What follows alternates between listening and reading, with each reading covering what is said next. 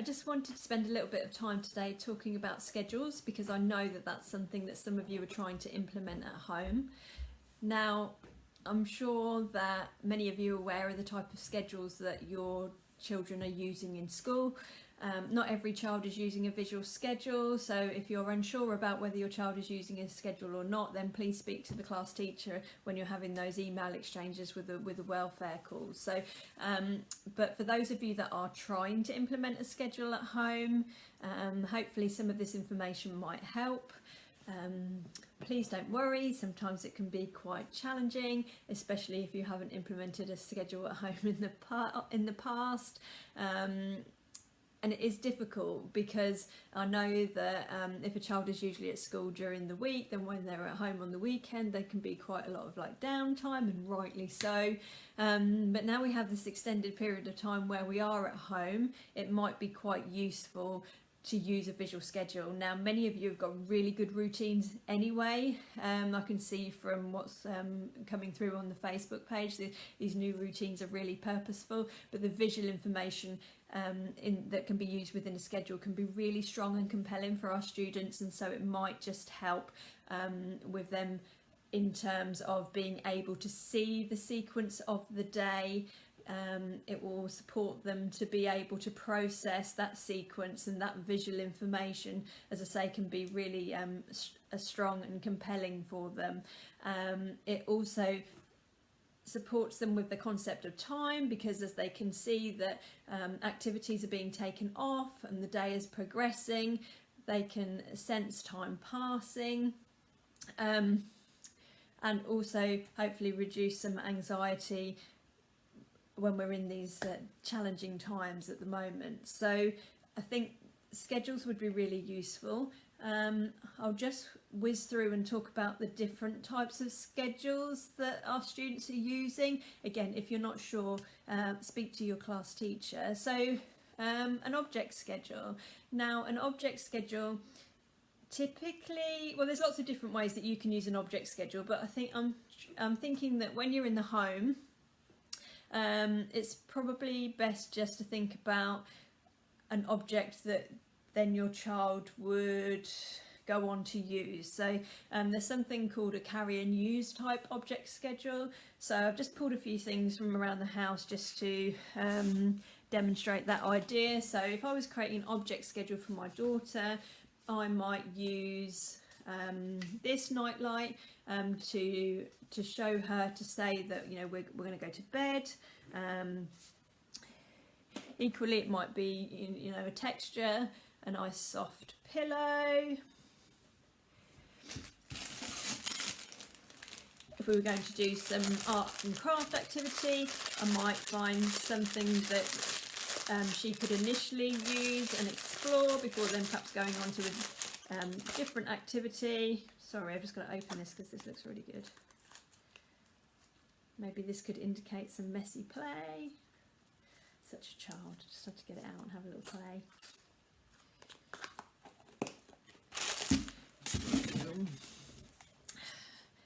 Not that I'm promoting Lush, but I love it. Maybe some nice scented body lotion to indicate that it's like a bath time. You could have something to indicate that you're going out to play, whether that's going to be that you're going to go and play with the ball in the garden, or you're going to put your sunglasses on.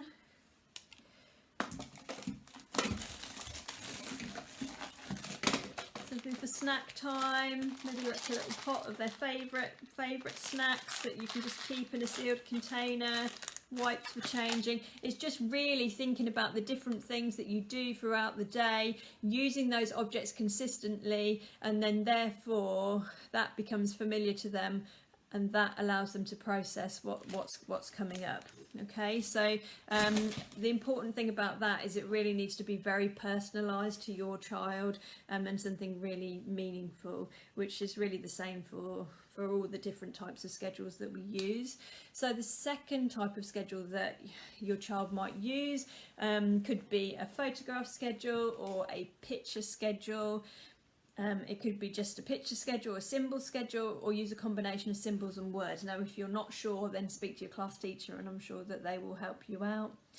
then you're probably thinking, but I don't have pictures at home. I don't have the things that I need.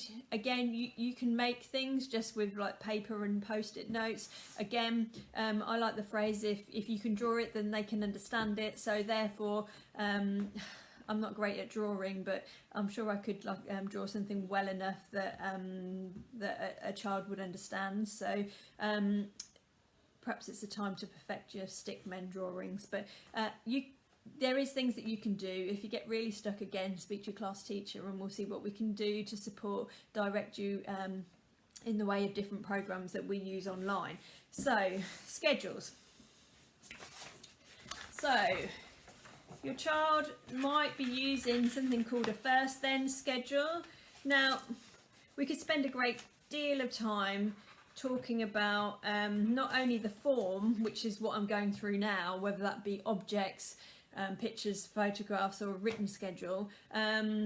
Also, with every type of schedule that we use, we really personalise it, so we think about the length of it as well. So again, these are all conversations that you might want to have with your class teacher. But this is just an example of a first and then schedule. For a child that's just using 2 pictures, so that's enough for them. Just what am I doing now and what is happening next. So you could take that off and match that to another one at the breakfast table, or you could, they could, or you could, depending on which way that you want to do it. If possible, your child does take it off, so take it off, and they could post it into a box or a tub, or they could match it to where it is that they're going. It's really, again, to think about what's going to work for your child, and again, if you need help with schedules, then talk to your class teacher. So that would be the first one. So first we're going to do breakfast. She might post that in a little box. And then when breakfast is finished, what's next on the schedule? Then it's work, and then you would just keep refilling these up. So maybe for your child, just 2 bits of information is enough. Some students, some children might use a part day schedule or a full day schedule. So again, you might have something that looks a little bit more complex. I'd like to say I did these drawings, but I didn't. Mr. Gill did. I thought the breakfast was pretty impressive. Right. So again, you can get creative, I'm sure.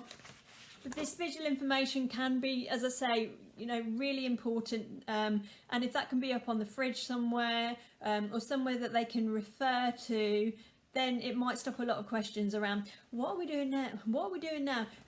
It's a difficult time for all of us. But if they're using a schedule in school, it really is worth thinking about what that looks like within the home. So that's just a really simple example of a part day symbol and written word. Some students might be on a written schedule. I've got a few examples of these. So just created this folder schedule.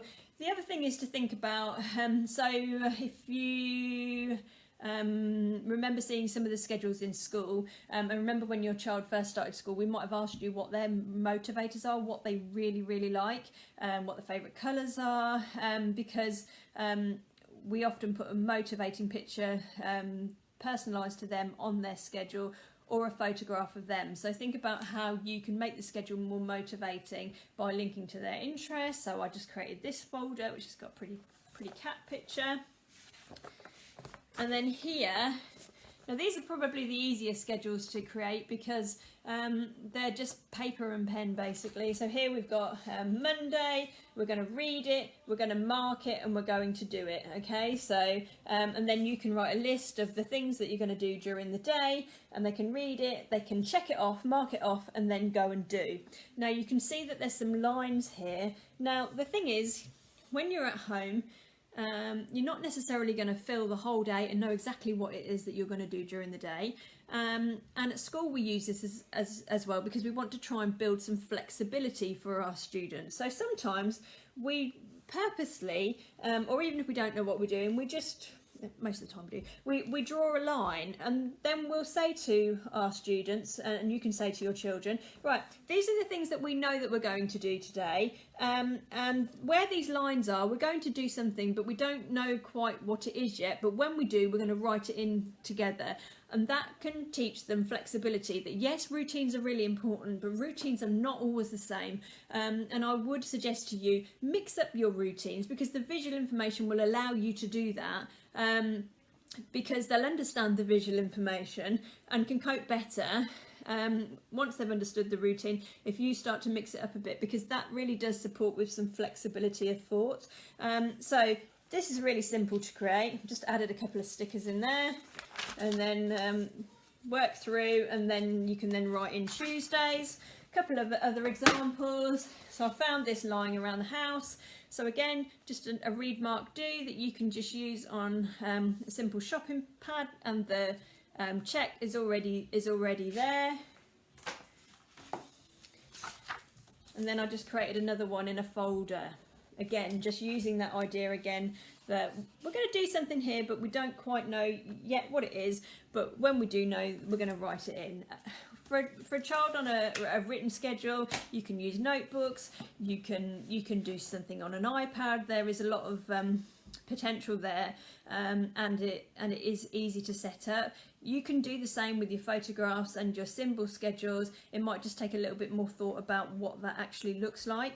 Now, if I was to do a training session on using schedules, it would take probably the best part of a morning to go into detail.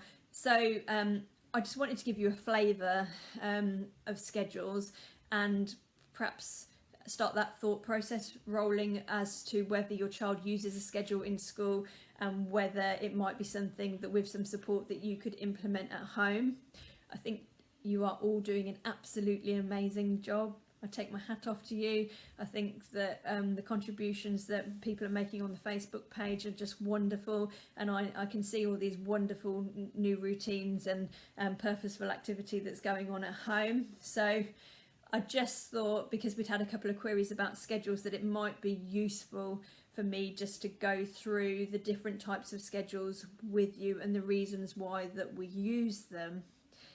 If you've got any questions, as I say, go back to your class teacher, or you can just email me directly at lgill@medigate, which is the same as the teacher email. Well done, everyone. I think you're all doing amazing. Stay in contact. So we'll talk about other things that might be beneficial in another session, because that was schedules. I also want to talk to you about like activity systems and work systems, and also about how to organise tasks and activities. So take care, and I'll speak to you soon.